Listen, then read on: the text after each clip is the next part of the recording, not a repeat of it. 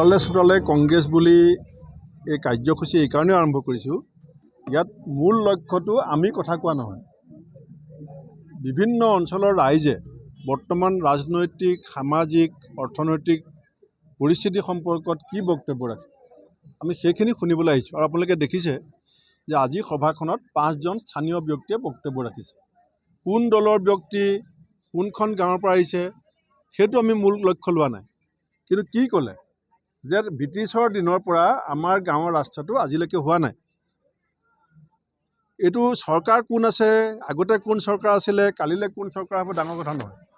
কিন্তু অসমত মাৰ্ঘেৰিটাত এতিয়াও এনেকুৱা গাঁও আছে য'ত চৰকাৰৰ চকু পৰাগে নাই।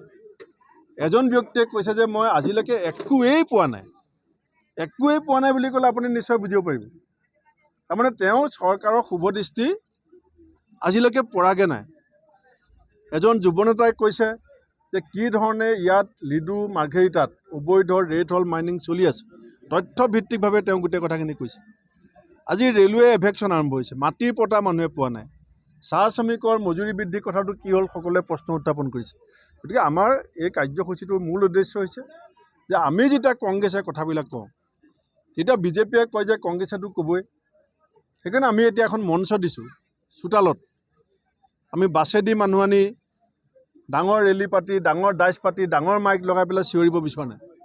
আমি অসমৰ মানুহক এখন মঞ্চ দিছোঁ যে আপোনাৰ ঘৰৰ চোতালত বহি আপুনি আপোনাৰ মনৰ কথা কওক, আৰু আপোনাৰ মনৰ কথা যদি চৰকাৰে শুনে ভাল কথা, যদি চৰকাৰে নুশুনে 2026ত আমাৰ লগত সংগ দিয়ক, এই চৰকাৰ উফৰাই পেলাই আপোনাৰ মনৰ কথা আমি শুনিম।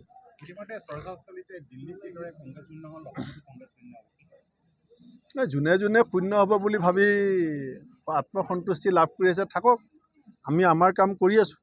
আমি কংগ্ৰেছটো তেলেংগানাত জিকিছোঁ, কৰ্ণাটকত জিকিছোঁ, হিমাচলত জিকিছোঁ, আৰু দিল্লীত কিয় হাৰিছোঁ সেইটো চবেই জানে যে কংগ্ৰেছ আৰু আম আদমি পাৰ্টিৰ মাজত যদি এলায়েন্স হ'লহেঁতেন আৰু 16খন আসনত আমি জিকোঁ, 41খন আসনত জিকে। আপুনি ডাটাবিলাক চাই ল'ব। 2% ভোটত বিজেপি আগবাঢ়িছে।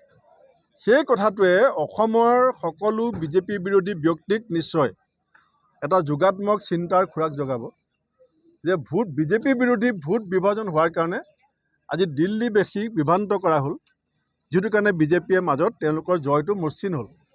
সেইকাৰণে মই ভাবোঁ যে ইণ্ডিয়া এলায়েন্স আমি যিটো বনাইছিলোঁ বা অসমত অসম সন্মিলিত বিৰোধী মঞ্চ, এই কথাবিলাক আমি পুনৰ গভীৰভাৱে চিন্তা কৰিবৰ কাৰণে দিল্লী এটা বাৰ্তা দিছে, আৰু সেই বাৰ্তা আহি থকা সময়ত আমি আগবঢ়াই লৈ যাম।